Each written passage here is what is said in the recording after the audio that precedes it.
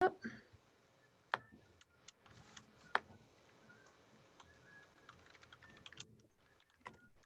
morning. My name is Jennifer D. Mudd, and I am the Executive Director of the Manufacturing Growth Alliance, also known as MGA. We are a statewide membership-based organization that champions, serves, and advocates for Michigan's small manufacturers as we drive solutions that make manufacturing in Michigan the most competitive and prosperous in the nation. Welcome to part 1 of a 4-part series we are offering in October to acknowledge Manufacturing Month and to support our small manufacturers. Our conversation today will focus on attracting and retaining talent. Our agenda is as follows. We're going to go through welcome and introductions. We will have time for Q&A with our 4 panelists. And we have over 30 registered for this webinar. So in order to have more meaningful conversations after our discussion with the panelists, we will break out into 2 groups for a facilitated discussion in 2 smaller groups. Dan Pete, who's part of our NGA team, will navigate the technology of splitting us up. So there's nothing you need to do. Dan will explain it and take care of everything on the back end. And then Dan will bring us back together to close out with a review and wrap up of today's conversations. So here are a few housekeeping items before I introduce you to our facilitator this morning. Please have your technology on mute throughout the next hour. Obviously, if you want to share or ask questions, you can unmute yourself. If you have issues with internet connection, consider shutting off your video. That typically helps, and you'll still be able to see and listen to the conversations. Your video we won't be able to see your video. We are recording the first part of the conversation to be distributed later this afternoon for all those registered, as well as those who could not register.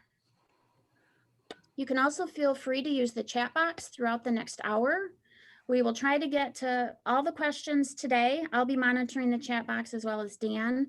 If we are unable to get to the questions, we will circle back to you in an email after this webinar to provide you with a response to your questions. We want to listen, learn, and provide you with resources and answers to those questions. Even if we don't cover them in the next hour, we want to circle back to you. Now, I'd like to introduce you to our facilitator for today's virtual conversation. Lily Brewer serves as the Executive Director of Michigan Works for Berrien, Cass, and Van Buren counties, where she has been driving change in workforce space for roughly 20 years and is directly responsible for leadership and all of operations. Lily, I'm going to toss it over to you. Thank you so much, Jen, and hello, everyone. We're glad you're with us today as we discuss attracting and retaining talent with a very talented panel. So I'd like to begin by introducing our panelists. With us today is Derek Knuth. He is the Director of Offender Success at Michigan Works. Derek, thank you for being here. Please share with the audience a little bit about you. As Lily had said, I'm the Director of Offender Services here, where I oversee the Michigan Department of Corrections state contracted offender success program. And we are represented in Region 8, which is Berrien, Cass, Van Buren, Kalamazoo, St. Joe, Calhoun, and Branch. And we're serving people leaving state incarceration. Additionally, I oversee a Department of Justice program that's specifically targeted to the Berrien County Jail, serving those that are coming out of community supervision. Been with Connexus for 7 years, been in reentry for a little over 5. Thank you, Deke. And now I'd like to introduce Sandra Gaddy. She is the CEO of the Women's Resource Center. Sandra, can you please share a little bit about yourself? Oh, you're muted. I'll be happy to. Sandra Gaddy, I am, as she said, CEO of Women's Resource Center. We are a nonprofit agency that serves women from all walks of life, making sure that we're specifically focused on the workforce development area. And we also serve women who are in jail and returning from jail with a program we have there called New Beginnings. So we really focus on making sure that all women have an opportunity to fair and equitable pay and advocacy issues as we support their needs and workforce. Fantastic. Also with us today is Ellington Ellis, co-owner of Global Battery Solutions. Ellington, welcome. Thank you. Thank you for having me. It's a real pleasure and an honor to be here with such a distinguished panelist group. I'm co-founder of Global Battery Solutions, located in Holland, Michigan. I'm also one of the co-managing partners. I focus mainly on the business development side of our business. And we work with life cycle management of lithium ion batteries in the reverse logistics realm. And we love what we do. And I'm happy to be here today. Fantastic, thank you. And last but not least, Kenneth Flowers, Dean of Career and Workforce Education with Lake Michigan College. Ken, please introduce yourself. Sure, good morning. I have been at the college now for over 20 years, but prior to that, I spent my first years of my career in manufacturing, working as an apprentice in a local tool and die field, and then moved here into teaching in the manufacturing field. And now I oversee those programs here at the college. So I've seen every different aspect of manufacturing. So I love talking about it. So I really enjoyed being here today. Great, thank you so much for those very fast and efficient introductions. I think this is going to go really smooth. So let's begin and get started with our discussion today. The first question for the group: what are some of the best practices that you have seen related to attracting talent? And I'm going to kick it off with Ellington, ask him to share with the group first. Well, thanks for the question. I guess I would say the employee value model, right? And that states that the easiest way to recruit talent to your company is not to have to recruit them at all. And we want talent to be naturally attracted to our company. So that is one of the greatest, I think, recruitment tool there is to have a model that focuses on the employee and to respect that employee and to learn to sow into the employee and that employee sowing into you, and you can have great growth. But we also do a lot of the traditional reach out as relates job fairs and also networking at trade shows and associations and being a part of different trade associations. Sandra, would you like to contribute? I would love to. One of the things I think is really important for women who are being attracted to manufacturing positions is job flexibility. That's probably like really high on the list, just because of sometimes the managing of families, but also fair pay. We're always advocating for that. And because the manufacturing environment is still a pretty much male dominated industry, an inclusive and supportive environment is really, really critical to those, to their success. So any apprenticeship opportunities that could be offered would be really beneficial in trying to attract talent in the workplace. And I'll just share one last thing, just learning, development, advancement opportunities for women in those positions are going to be really key. Deke? Yeah, just quickly to add on both to Ellington and to Sandra here, and I know it's a part of what the value system that Ellington was talking about, but just very clear and proactive career ladders that someone can see upon entry. I understand the expectations of where I am entering into the organization and what it's going to take for me to get to where I want to be. Instead of everyone obviously is working for an organization more than likely because they can believe in the values and the mission of that organization, but everyone does probably have their own interpersonal vision and mission for their career field, right? So understanding from a proactive standpoint what it's going to take me to get to where I want to be early on in my career with who I'm working for. That is a fantastic point, Deke. Fantastic. Ken, I want to give you the opportunity to add to the conversation. Sure, certainly. One of the biggest successes that we continually see is the connection between where our students are to the workplace with internships, co-op opportunities, ability to be able to see what they do every day in the classroom, then turn around and go out into the workplace and do that. So anytime that we have employers that have these opportunities for students to work while they're going to school so they can get that connectivity, it brings value both to the education and also to the workplace as well. Great. Moving on to the second question. Are there talent pools that manufacturers may not think about as it relates to attracting talent? And I'm going to begin with Deke here. Sure. I think some of the stigma or thoughts or process of how we're looking at those with criminal backgrounds has changed in the last few years. But I think where sometimes the disconnect happens is just in simple awareness. A lot of manufacturers or employers don't know about community organizations assisting those returning to the community specifically for workforce development. Back in 2017, Michigan Department of Corrections specifically changed their mission and vision for the Offender Success Program to include gainful and sustainable employment. And with that, in the contracts, they've built in tools within their kits that they can help people on job readiness, access to employers, business engagement and development, training dollars, help with transportation, and all the other barriers that come with returning to the community. But a lot of businesses just don't know that there's these groups out there helping these people. In addition to that, most of the community organizations that are serving rancher populations, at least I hope, throughout the entire state, are developing relationships with their local workforce boards. So they're leveraging funding and training opportunities with the actual workforce professionals who understand what's in demand, who's working with businesses probably on a more intense and more intimate level.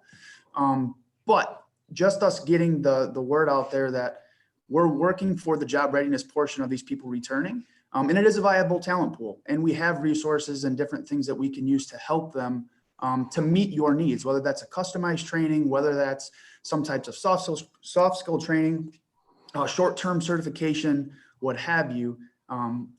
Yes, there are some things that come along with hiring an ex-offender, specifically a lot of the ones that we do serve, but there is a lot of groups out there that are working to make those people a viable talent pool for you.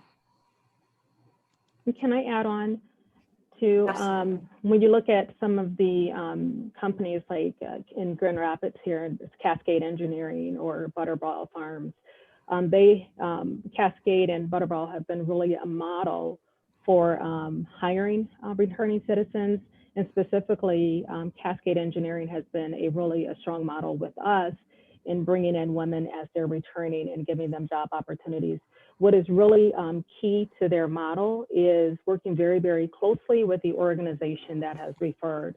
So even what I've encouraged them to do is make sure that if an organization, where it's a Women's Resource Center, Kinetics, or Goodwill, or whatever that organization is, make sure that they stay in contact with that organization. So if they have a specific coach, they can continue to have that link with that new employee and that organization so that they have a successful transition there. The first 6 to 12 months are really, really important.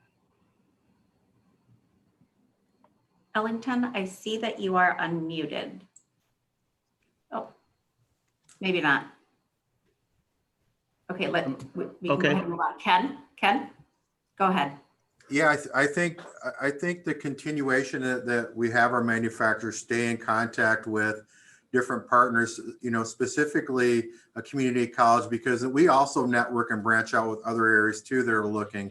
There is a rich, diverse pool of individuals that come to a community college, and so there's lots of opportunity for people to see things. One of the things that we do is our buildings, especially here, are set up to where we put people through different areas just so they can see those different opportunities. So for the manufacturers to continue to be connected with someone at the college or someone like it at Connexus or Michigan Works, because we all network together. And once you kind of get involved in those networks, it really helps understand more what pools are out there.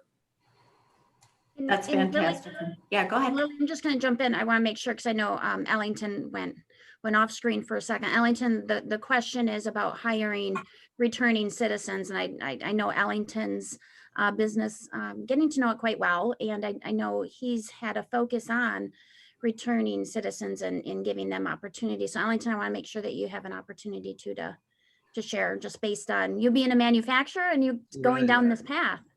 Yeah, we just think that the returning citizens program it's excellent because it brings diversity, and it's amazing how one of our best employees, if not our best employee, is the returning citizen.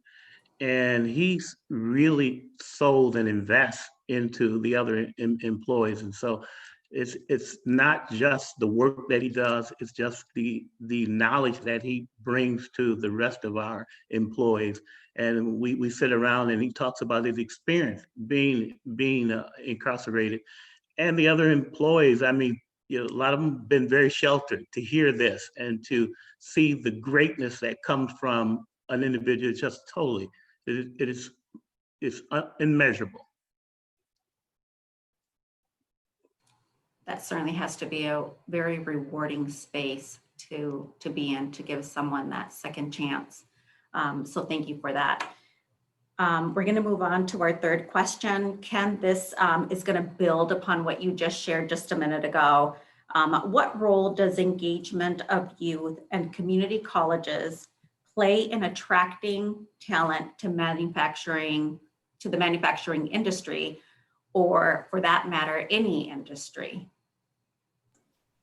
Yeah, one of the things that the community college, part of our base program guidelines is we have advisory committees for every program, and so that's one of the things we try to do to stay connected with programs as much as possible. And so from that kind of basis, that's how we do our outreach. So it expands. We may only have 20 employers in a specific advisory group, but then they have their networks that kind of expand on that base from there. And so really we try to stay as engaged as possible with manufacturers to kind of be, to make sure our classroom skill sets, what we're training students, mirror what they're looking for. We know we kind of stay on top of when they're hiring, what they need. One of the things, in the community college too, depending on the area that you're in, for example, in Southwest Michigan, we don't have situations where we have an employer that might call and say, hey, we need 100 employees, much like maybe a Grand Rapids or Detroit would. And so we have to stay on top of those cohort kind of models to where we have 25 employers that are hiring 1 or 2 at a time. And so that's why we're really interconnected with our manufacturing as much as possible.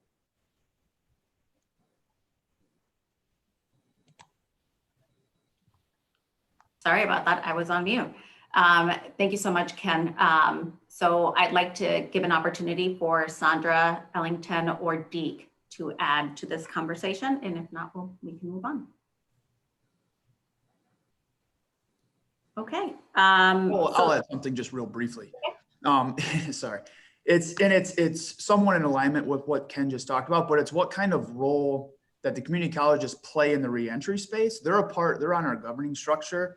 They're at our local transition team meetings and they're feeders, right? So we're looking for any eligible opportunity for someone who is committed, who is possibly eligible for workforce dollars as well, to filter more talent over to Ken, with the understanding that the workforce board understands what they're approving for training, and Ken is providing a training to the employer that's beneficial.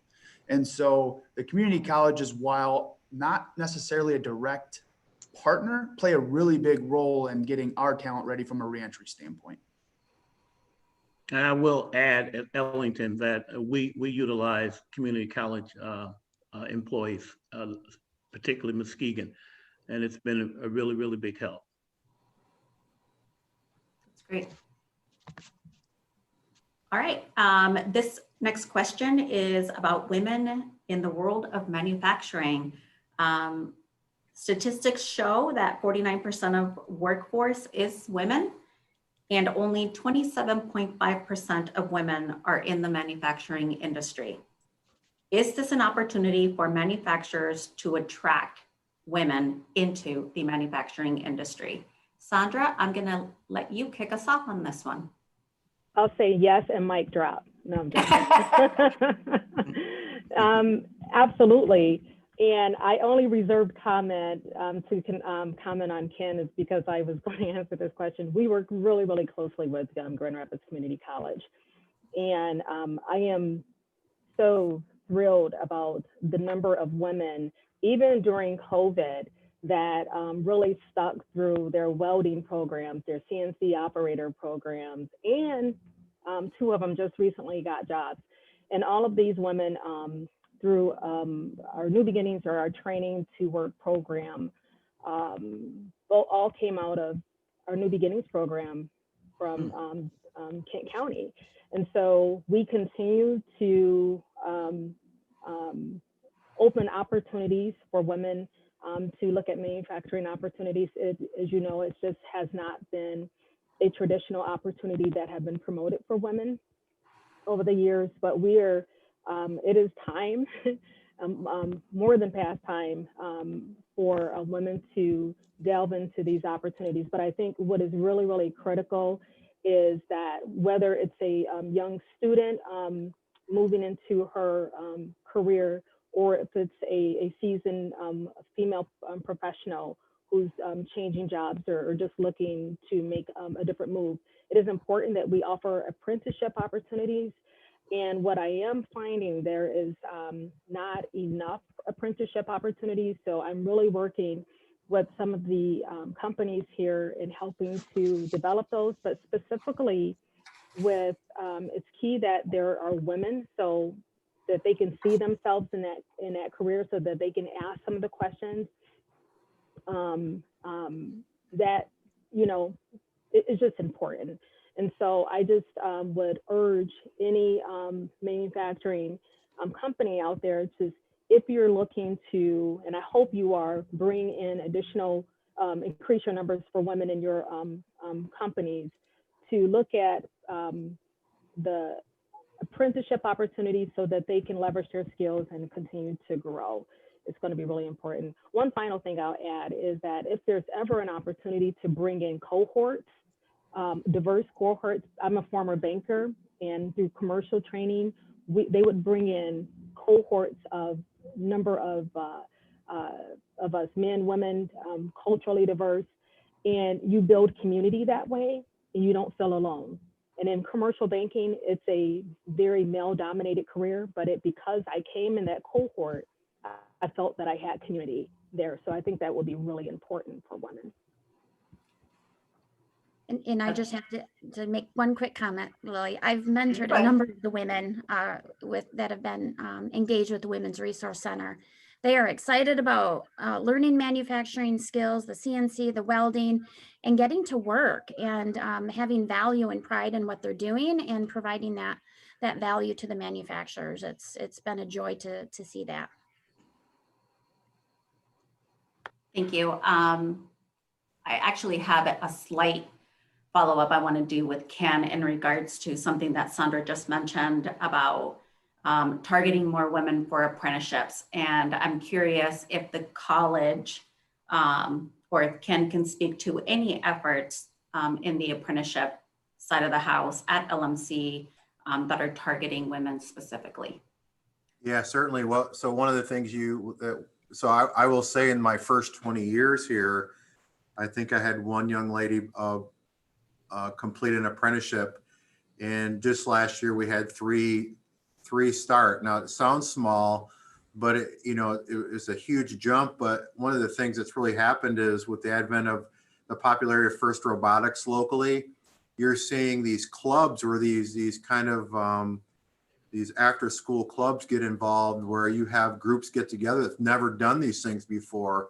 And so now you see young men and young women working together on projects, and they're kind of all looking, it's like, hey, I'd like to try that. And so that's one of the things that we've really seen involved, getting young women involved with FIRST Robotics, get them seeing how easy it is to manufacture something. Plus then also the employers are working hand in hand with them to get those projects started and get those jobs started.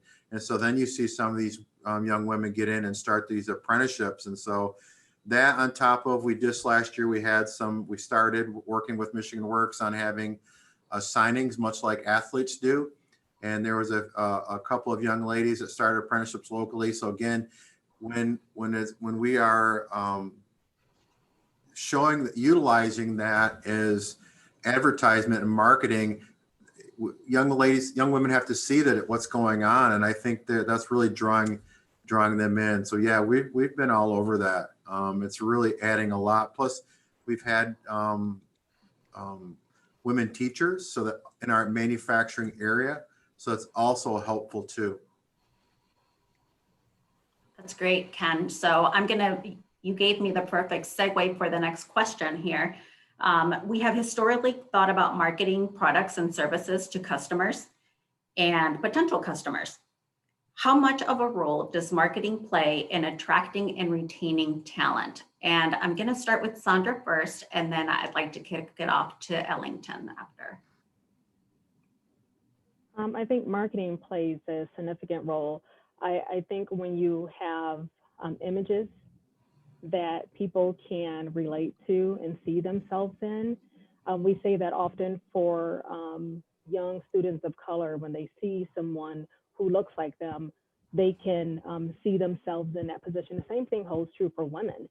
And so I think if you're marketing, the pictures have to be diverse and inclusive, and that marketing has to be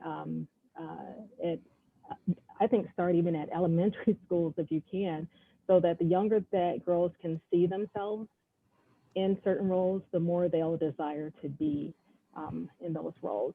And I think also for even the women here that we serve here, like I said, we serve women from all walks of life.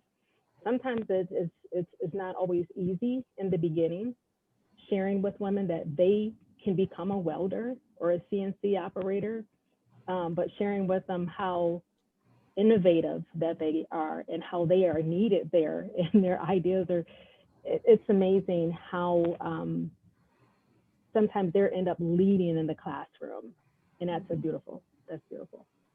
Yeah, showing them their potential. Yeah, and those marketing images help show them that. I say, let women, I like to see sparks flying with women around that. Yeah. So that's important. Makes sense. Ellington? Yeah, I have to echo, what Sandra is saying. It's marketing. It's everything. What we say around our place is you always be recruiting in everything that you're doing, in all of your marketing material. Whether it's a minority group or women, they have to see themselves in those products, and they have to see themselves as a part of your organization. And so when they look at your organization, they have to see the leadership there. So if you have a young African-American engineer or student who's looking for a place to go, and he sees the entire leadership, he doesn't see himself, he's not going to really want to go there. And so it's just marketing your company and marketing what your innovation and what you're about is critical. And when you're targeting a subset of the community. Yes, very important. Ken and or Deke, do you have anything to add to this conversation? No, I think it's well said.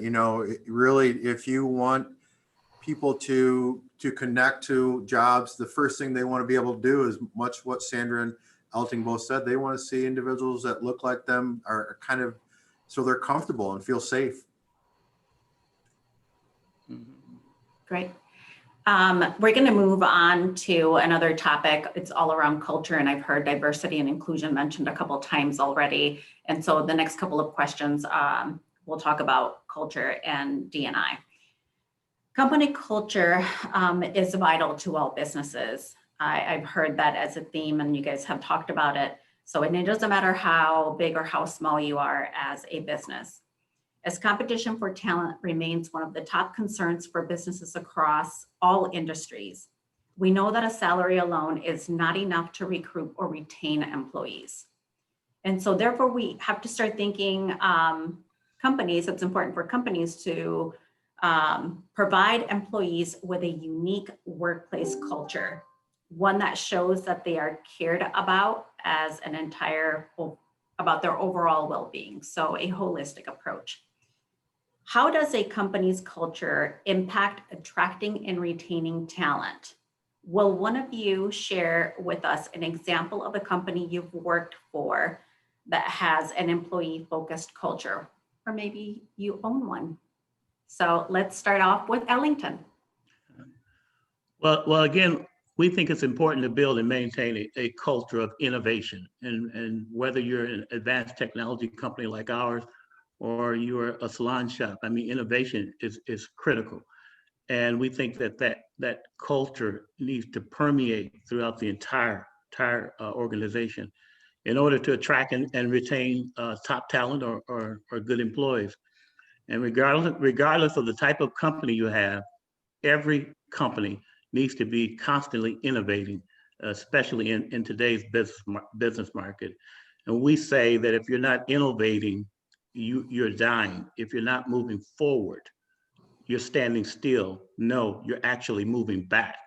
And building a culture of innovation always flows from the top. And it gets back to that leadership thing. You know, what does leadership look like? Innovation flows from the top, but innovation itself springs from the bottom. So everybody wants to belong to something bigger than themselves, and people want to be a participant in the whole and not the part. So not to belabor it, but I think it's very important that every employee is thinking innovation, and that's what we do at our place. From the admin to the tech assistants, to the technicians, to the engineers, to our solar installers, everybody is thinking, how can we make this company more efficient? How can we make it better? And as they're thinking how to make their processes better in their area, they're also making our company better. And one of the key things that we do to help build and maintain that culture is we share our company strategy with the entire team. We bring them in early and ask for input, because we believe that if you bring employees in early, they stay late. But if you bring them in late, they leave early. And so we think it's important to build that culture of innovation where everybody feels a part of making things better, whether it's crude innovation or crude technology or it's advanced technology. So that's what we do at our place. And I'm just going to insert a comment here too. Ellington probably wouldn't share this, but they are one of the top 50 companies to watch for 2020. So his employee focus, his innovation focus, his diversity, equity, inclusion focus is allowing that company to not just survive, but truly grow. And they're being recognized for that. Just giving you a little plug there, Ellington. Thank you. Thanks again, Jen. Yeah, Ellington, so I'll say, I wrote it down because I just love what you said. Innovation flows from the top and springs up from the bottom. Correct. That is awesome. That's great. Sandra, do you have any thoughts on company culture? Well, I echo a lot of what Ellington just shared. I do think that one of the central things that he said was ensuring that ideas from at every level of the company have an opportunity to rise up, because that truly is what can make the company, that diverse thought and those diverse ideas is what truly can make that company and some of the best companies in the world, the companies that they are. That diversity in thought, but the innovative mindset, but it comes from a diverse group of people. And so if it's just your leadership team spelling out all of the ideas, that's not where all the innovative juices are going to lie. So. Good. That's great. Deke and Ken, I know both of you work very closely with companies. And so I want to offer you the opportunity to just speak to this topic as well. Just very, very, very briefly, just to add on, I've heard it twice throughout the discussion today. The first thing was said, maybe, I don't know if it was Ellington, but flexibility. And then I think that the other one is inclusion. And this is more speaking towards retention. I'm not going to give any company names but I can give you two experiences with companies that have a focus on it and companies that don't. And I know that a lot of companies are about, at the end of the day, you have to make a profit or you have to be profitable. But if you're, as an individual, if you don't have some kind of, desire to understand that things in your personal life can interfere with the way, and you might not know what that personal item is, but there has to be some kind of flexibility and inclusion in relation to how you treat your employers when you're developing that culture, because you don't know what's going on at home, and that might affect some person's one day at work. So not to belabor that, but the flexibility and inclusion plays a huge piece in retaining talent.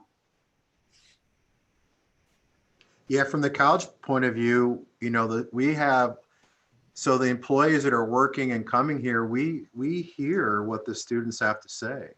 And so they talk back and forth to each other about those different types of cultures. And we do a lot of times get a sense of companies that are great and then potentially some companies that may not be so great. And we hear that, and they are honest with us about that, and so we can't pick a side, but we do hear that, and we try to help them kind of manage around that where we can. That's great. Thank you. So I want to do a quick time check. We have 4 minutes before we transition over to the breakout sessions. So I do want to be sensitive of our time. There are 2 more questions left that I want to have dialogue around. It's around diversity and inclusion. So everyone knows this is more than just an HR checklist item. It's really a cultural phenomenon that we're living today. And when executed correctly, it has a direct effect on the bottom line. So that said, it is more crucial than ever to ensure that every workplace is embracing diversity and inclusion. The question for the panel is, how does diversity, equity, and inclusion play a role in attracting and retaining talent? And I'm going to start off once again with Ellington. I think it should be a top priority, and if not the top priority in attracting and retaining talent. And it gets back to the thing that I'm saying that I mentioned earlier, that potential employees look at the leadership of a company, and if they don't see themselves, right, they're not going to necessarily want to be there. And so and then you should not be hiring for diversity's sake, but it's important to receive that diversity of thought, right? I think studies show that people hire people who look like them, act like them, and people that have intelligence like them, or their grandchildren look like them, or their children look like them. And so they're lost to a whole element because they say, man, I hired someone who is really intelligent, but that intelligence that they're looking at is capped at their intelligence. You have to be able to hire beyond your intelligence or even over your intelligence. But so I think it's important that we don't, reject an entire group of people by hiring based upon what we think is right. I think it was Thomas Friedman who said that Saudi Arabia has lost an entire workforce because they discriminate against women, and in the same thing here. If you're looking past to an all-white male workforce, or that person has to be intelligent because he looks like my dad, and he doesn't look like me, you're going to really go wrong. So I think diversity is important so you don't block yourself away from thought that can help you. I can go on, I can preach forever on that. So let me stop. Thank you, Ellington. I also just think, and I think this is what Ellington is also saying, it just has to be really intentional, and it has to be just woven through the fiber of the organization. Right. And Ellington was saying, it just has to be modeled at the leadership, but you can have people within your different levels who can derail the goals and mission of the organization. So it's just the importance of having those safe spaces for within that workforce environment for women and people of color, but you know, LGBTQ team members. You just have to have a safe environment for them, and provide training and promote self-awareness of biases and prejudices that exist. I think I heard, I was reading an article and it said years ago, it would take 7 years to retrain your employees. Then time passed, they said, nope, now it takes 3 years to retrain your employees. Now they're saying it takes 1 year to retrain your employees because people lose things are in their fed so much through social media and different environments. So just realize the importance of the continued training, because, you know, I know I've been there. It says, oh, we just had diversity and training and inclusion training 2 years ago. Well, it's a standard for us and it's something that we're going to model. So it has to be literally within the infrastructure of your organization. That's good. Yeah, absolutely. Top and center. Go ahead. I also. Oh, I'm sorry. Go ahead. Most recent, I think you heard in the news, if you watch Bloomberg or the stock market reports, one of the CEOs said that they don't hire minorities because they can't find them. They're not there. And it just goes to show you how pervasive ignorance is, right? I mean, if he had called me, I would have flooded him with qualified minorities. And so, yes, it's either intentional or gross ignorance, and companies are going to die if they don't learn to diversify. Deek, I know you had unmuted briefly. Yeah, just Ellington spot on when he's talking about diversity of thought, and then Sandra following it up with being intentional. Something that I give a ton of credit to our CEO Todd Gustafson for. Something I learned 7 years ago is I don't ever want to be the smartest person in the room, and I don't want people that think in the same lines of thinking that I'm thinking. And so practices that I've put in place for when I'm hiring for my team is I darn near exclude myself, but I try to get people from outside of my team, outside of, you know, I try to get the most diverse team and exposure to people that we might be hiring. And so I'm getting the most diverse opinions upon someone's hiring experience that I can before a decision is actually made. So I just encourage you to think about practices you can put in place to really get that diversification of thought when you're looking at attracting and attracting talent. Great. Yeah, Derek, thank you for sharing that. I will echo everything that you just said. I think that's I know that's one of our best practices as an organization, is including a diverse group of individuals for all of our panels. The last thing we want to avoid is having groupthink. So I do want to wrap things up with one last question. If a manufacturer is having difficulties attracting talent, what are a few steps that they can take in the short term to improve their ratio? What are a few things that manufacturers can do? And let's start with Sandra. I don't want to steal your thunder, Ken, but I would say linking with community colleges, and then also linking with workforce development agencies that can be a significant referral source for these manufacturing companies, especially if they are able to share the specific needs that they have, and also maybe be able to anticipate future needs as well. As Ellington was saying, you got to continue to innovate and grow, and so that technology is important. So maybe having an apprentice in place as they're growing and expanding. Great. Ken?